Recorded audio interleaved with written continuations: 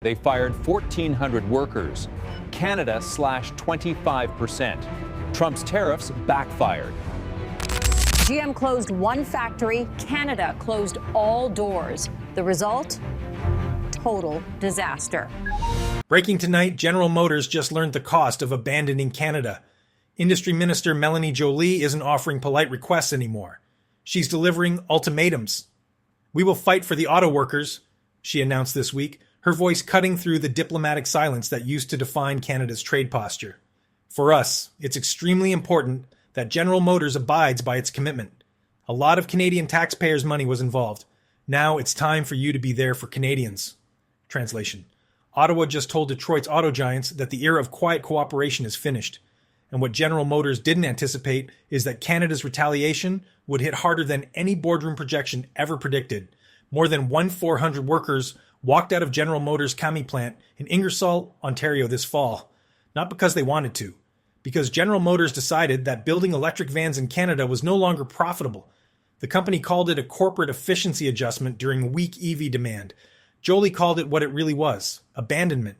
And in the weeks that followed, Ottawa demonstrated exactly what happens when you break promises to a country that once saved you from bankruptcy.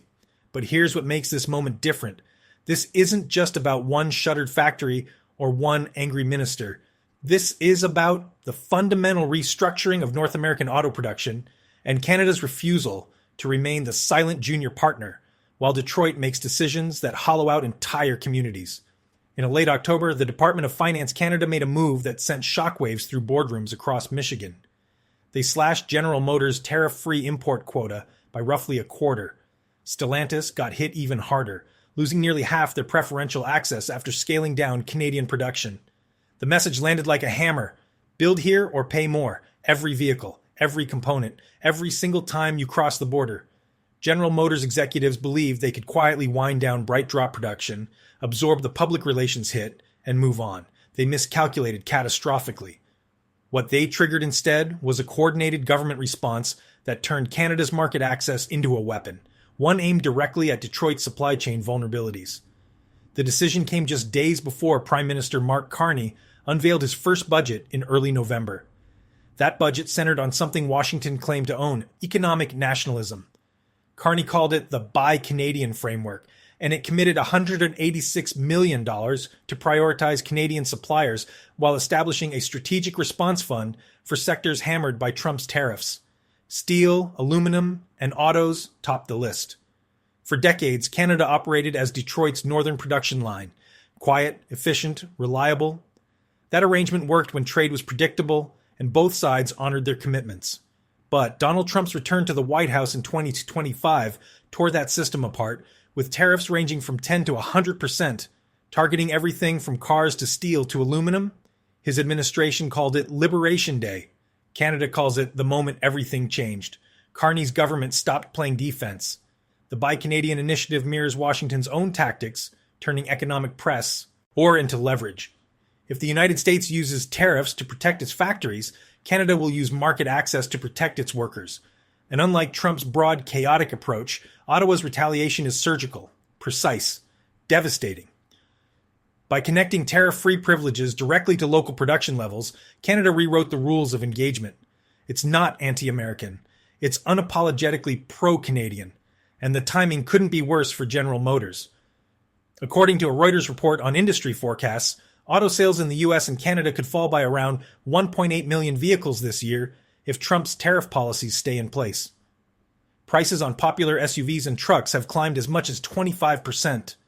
The promise to bring jobs back is dissolving under the weight of higher costs and collapsing consumer demand.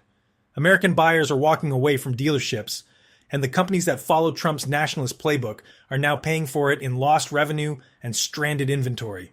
General Motors thought shuttering BrightDrop would be a quiet adjustment, a cost-saving measure during an EV market slowdown.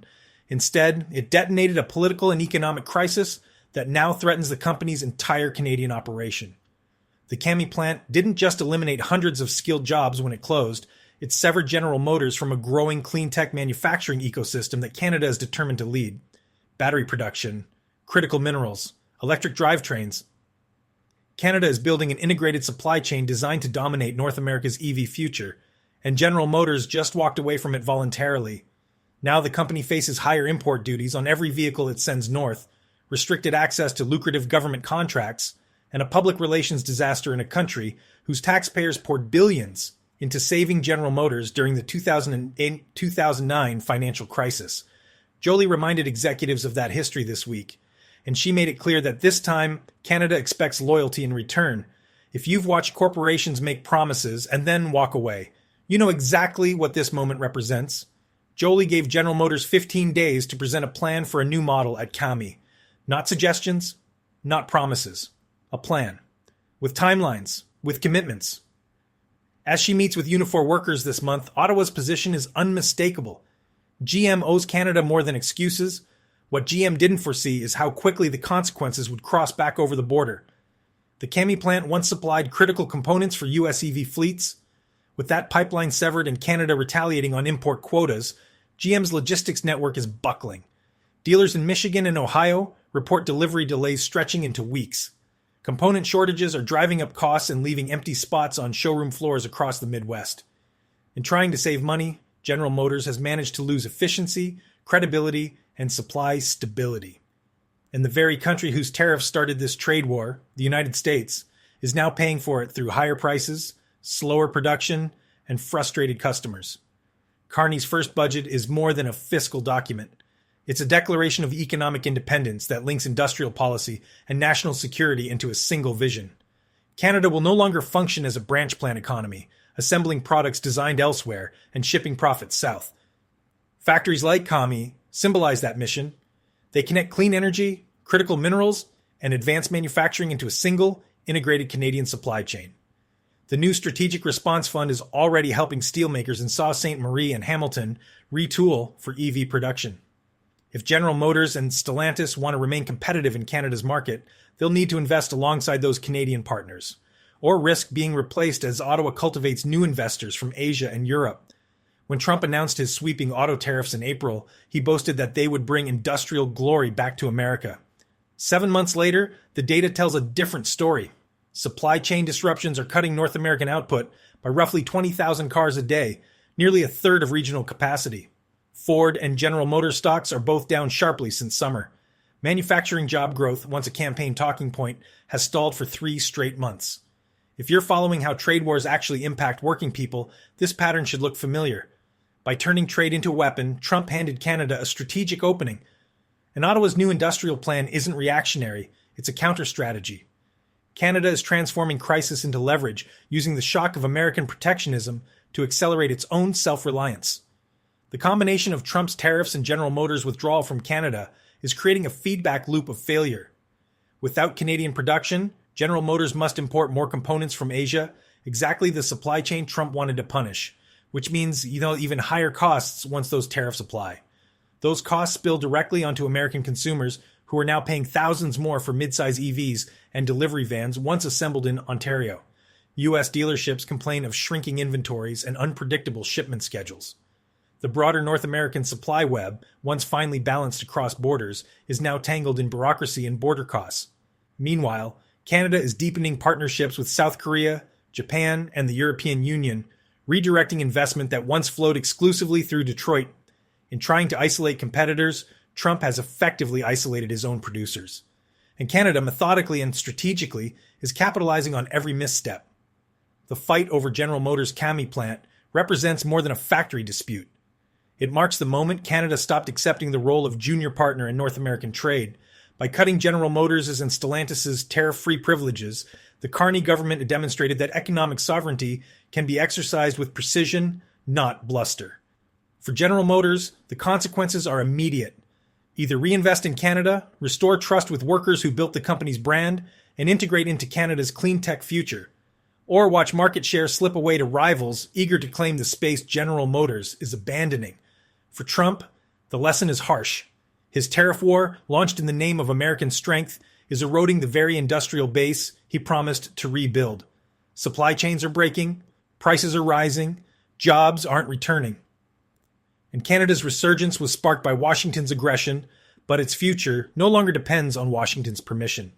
Jolie's campaign to revive CAMI, backed by Carney's long-term industrial vision, signals a new chapter in North American economics. Canada won't just endure Trump's tariffs, it will emerge from them stronger, more independent, and ready to rewrite the rules of continental auto production. General Motors believed it could walk away quietly.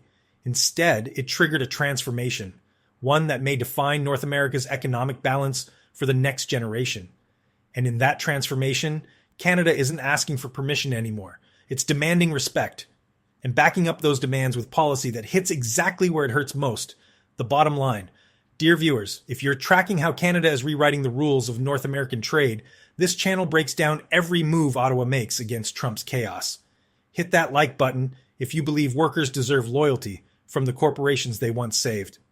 And subscribe because we're covering every development in Carney's strategy to make Canada economically independent. The next chapter is already unfolding.